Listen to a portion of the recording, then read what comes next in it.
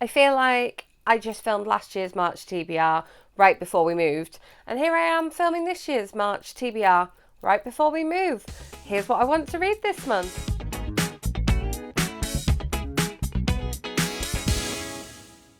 Welcome back, or if you are new here, welcome. My name is Katrina and I make bookish content here on this channel every week and then movie reviews here at the weekend. In the description box below you will find all of my social links, including my blog and my Goodreads, where I try and write reviews of most of the things that I read. Yes, we are talking March TBR. I have one March release to talk to you about today, a couple of holdovers from February that I didn't get to because, as always, shortest month, I was overly ambitious, another buddy read and another book versus movie, because I feel like committing to those kind of things really does help me in my reading. So let's talk about that March release first of all. Very excited about this one. I haven't done it yet, but I'm going to pre-order the audiobook of this one because she always has amazing narrators doing her audiobooks.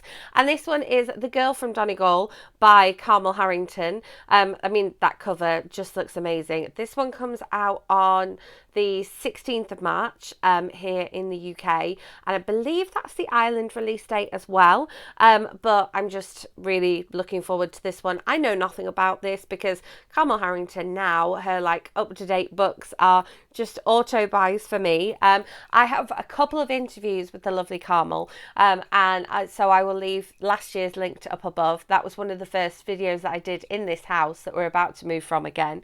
But the tagline for this one is 2 continents, 3 generations, 1 unimaginable secret. And one of the things that Carmel does really well in her writing is gives you these multiple locations. So you have, Ireland and America, or Ireland and Australia, and like very specific locations in those places. So I'm excited to see where she takes us next, and like I say, I'm going to be pre-ordering the audiobook for this one. And then holdovers from the month of February that I did not get to. Let me find this one. So this was my mistake. I was going to do this one as buddy read with the lovely Hayley, but then I found out that I didn't actually have a copy of this book. I was convinced I did. I was convinced I had either a paperback proof or a copy from NetGalley, and so I was all geared to read it, ready for release date. We literally started our buddy read and I was like, I don't have it.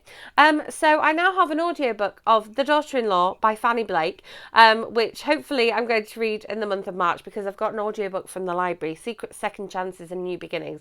And I did hear Fanny pitch this one at the Simon & Schuster upcoming releases event back in November, so I am excited to read it, but the fact that I have a library copy means that hopefully I should get to this one before the loan lapses.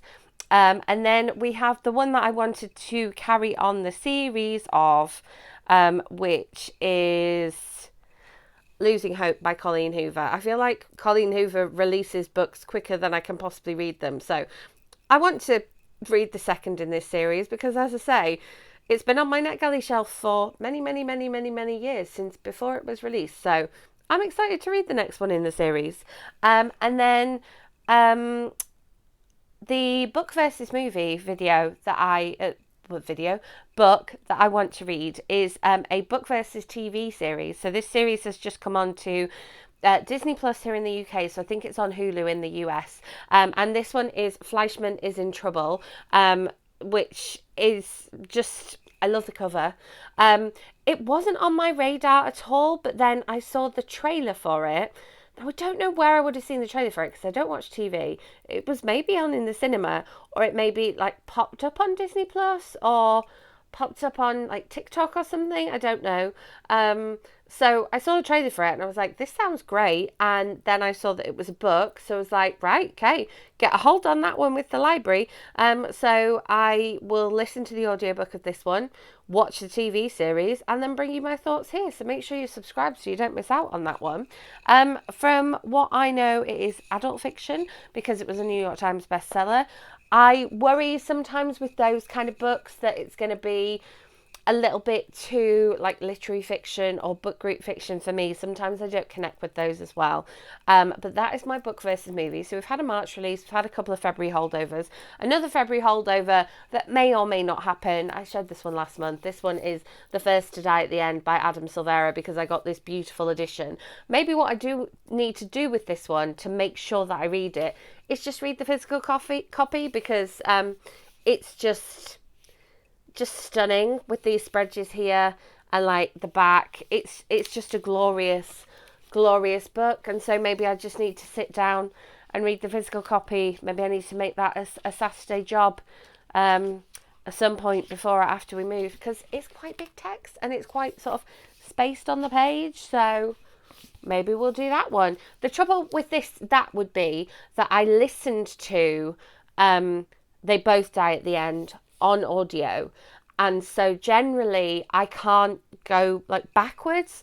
I can read physical copies or ebook copies of something and then go ahead and read the audiobook. But if I start with an audiobook for a series, I then need to like hear that narrator in my mind. Is anyone else the same as that, or is that uniquely me?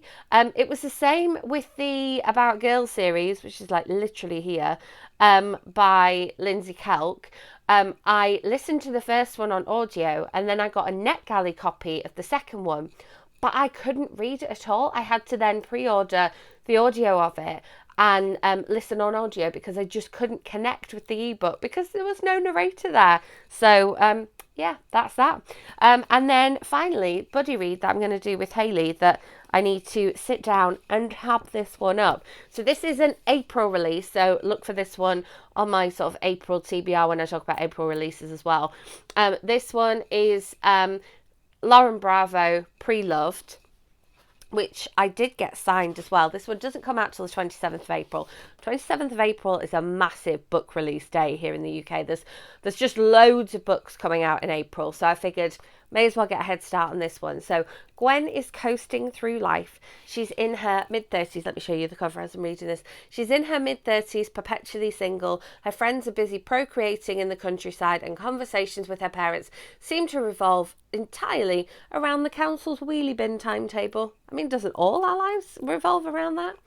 When she's made redundant from a job she hardly cares about, she takes herself off for a fancy dinner. There she has the best sticky toffee pudding of her life and realises that she has no one to tell.